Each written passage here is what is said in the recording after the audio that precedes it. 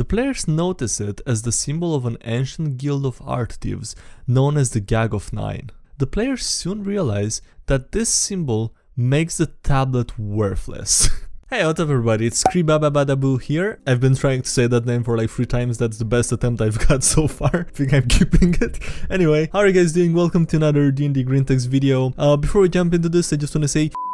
Okay, never mind, I actually don't have anything to add. With that being said guys, I hope you enjoyed the video. Return of the King. No magic. No monsters. Humans only. Is there anything more boring? How can anyone have fun with something so dull? Fantasy is the lamest out there. Historical recreation and real events told through a narrative are the only media that really matters. You don't learn anything from fiction. J.R.R. Tolkien, also known as Jolkin Tolkien, which is his real name. Well, guess I should throw all my writings away then. Yep, it's been decided that they're all worthless because they're not based on history. Aenon has a cunning plan to stop a vampire, fighting some vampire big bad evil guy. No, not Strahd, it was a homebrew campaign. He's conducting some ritual to do... something evil, probably? I can't remember. There's some kind of beam shining from the moon right into him. Be me, human rogue. I remember that I found some magical mirror a few sessions ago. I decided to try using it to redirect the moon laser. It's working. I decide to direct the laser at the moon. The mirror shatters. The laser hits me in the face. Fall to 0 health. I end up looking like the picture above. What did I even think I was gonna do here? Blow up the moon? I mean, that's what I had in mind. That's what I expected. That's what I was expecting to happen. But yeah, I guess the DM had other plans there. Red flag. The system uses point buy. Why are you saying that's red flag? Anyway, so I had one recently that I feel is worth sharing. As a background, I automatically reject anything political in my games as to not cause conflict for any of my players. So I was setting up a game on Discord for last Saturday, because Roll20. I was taking applications for players from the people in my Discord. I had one guy who was very interested. We ended up chatting for a bit, talking about prior games, preferred classes, etc. Finally, asked him about his character. He says he wants to play a human barbarian. I asked for the character's background. He starts off with, so remember the cool guy who stormed the Capitol building dressed as a Viking? Pick for reference. I immediately tell him that I'm not comfortable with his character. He asked why.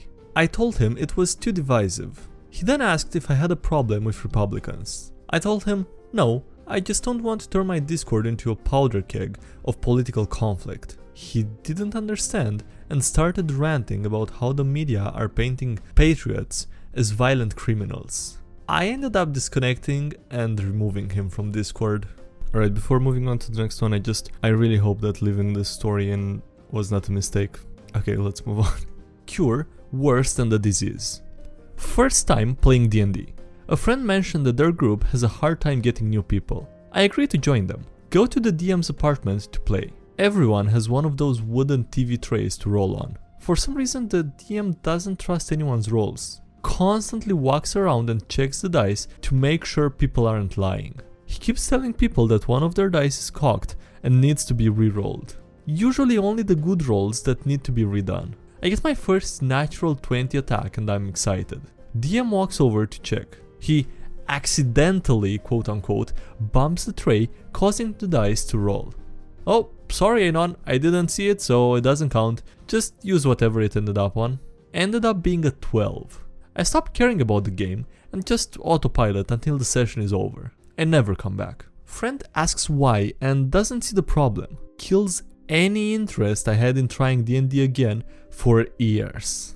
Honest to God, psychopathy. I think that's how you pronounce it. Anyway, yeah, that is a real psychopath. I mean, it's probably not the right word, but Jesus Christ, how can you be so, I don't know, untrusting of your players, and why do you even play? And also, I mean, that completely explains why they had a hard time getting new people, or at least getting new people to stick more than one session, maybe more than half a session sometimes. A tale of glory and woe. Let me tell you a tale of glory and woe. Bimmy, DM is running a high-level one-shot to supplement our main campaign.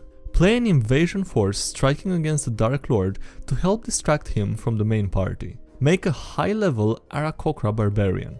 Also present: Cleric, Monk, Druid, and some homebrew class. First mission: take out a magic ballista tower that's been taking out the rocks flying troops in. Our rock immediately gets shot down by a bolt trailing a barbed net. I jumped off the rock as soon as we were above the tower. The rest of the party approaches from the crash site. With an eagle screech, I rage and dive bomb the tower full of gnolls. Knock one right off the roof, feeling pretty good. Turn around. The ballista is pointing right at me. Peak related. Take a siege weapon directly to the face. I get netted and restrained. I get dogpiled by gnolls. My rage cuts their weapon damage in half. Doesn't do shit for the poison on their weapons though. I lose 9/10 of my health in a single turn. Try to break free, but I rolled even with advantage. I beg the DM for just 5 feet of movement. I managed to roll off the tower ledge away from the gnolls, but I can't fly. The rest of the party arrives just in time to see my body hit the ground. Well, it really was a tale of woe, particularly woey tale. The tablet. The inscribed tablet with unknown glyphs the players have been carrying for months has finally been deciphered. It's the ancient equivalent of a lolcat. One player rolls a perception check. He finds a symbol at the bottom of the tablet. The symbol seems to have been placed there far after the tablet's creation. The players notice it as the symbol of an ancient guild of art thieves known as the Gag of Nine. The players soon realize that this symbol makes the tablet worthless. Yeah, anything with the symbol of the Gag of Nine on it is pretty much worthless.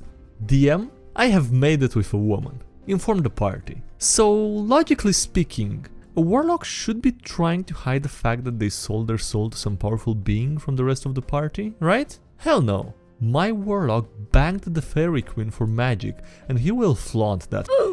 Do you know how mediocre, regular, vanilla, no frills warlocks are in 4th or 5th edition? Are you implying that any patron option is a good thing to be associated with? If anything, I would argue Fae and Outer Gods are worse than demons. I interrupt an intense argument between the warlock and the druid by giving a princess a blanket. Be me, homebrew, living armor fighter. Be not me, lizard folk Fae warlock and human druid. The rest of the party isn't important. On our way through the countryside of an evil empire. Encounter stagecoach attacked by bandits. Defeat the bandits as the last coach guard bleeds out thanking us. Notice that the stagecoach has the symbol of evil empire dukedom. Open stagecoach to find the next princess to the empire. What? Party steps away for a moment to discuss. Warlock. Okay, so as far as I see it, we have two options. Stab her and make it look like a bandit druid. Why would we stab her? Would you agree that princesses and people in similar situations that are political pawns are effectively in a situation where they're in incredibly strict lessons daily, lessons that border on torture by instructors, so they don't do anything shameful as queen and make their house look bad? I guess? And would you agree that people born into noble houses as political pawns are effectively indoctrinated into a mindset where self-preservation and actually thinking for themselves is discouraged? Oh no, I see where you're going with this. So, if we end her life quickly, not only will we be putting her out of her misery, but we will also harm the evil empire slightly. But we could just take her away from this life. But what if she still holds those values and betrays us later? Also, she probably doesn't know how to do anything that could be useful to us, and would be dead weight. But we can't just kill her. Me. I walk over and give her a warm blanket before checking to see if she has any wounds. DM. A single tear falls from one of her eyes. Warlock facepalms out of character. Me. Yeah, I say we don't kill her. Warlock. Fine, but I'm not using any of my gold or food on her. A few sessions later, she has 1 level in fighter and Warlock goes back on his word and spends some money to buy her a hand axe. Anon explains why TTRPGs are better than RPGs. Be me. Basic as wizard in basic party. Mission to rescue merchants from banditos. Fight begins. Fighter takes a few banditos down, but he gets The ranger is soon after. My magic won't cast. Being chased by bandito leader. The rogue and I run and climb up a small cliff onto the hill to try and escape. We realize that this is a great defensive position that I can lure the bandits into and kill them one by one. The first bandito tries to climb and gets immediately bandits say that and tell me to calm down because they have the rest of the party prisoners. Say that and run away like a The next session is going to be finding a way to rescue them or bribe the bandits for their release. Seriously, if this played out in a game, the bandits would have just mindlessly kept charging in their deaths, even when they have basically everything they wanted, or the game would just trigger failure when we ran away.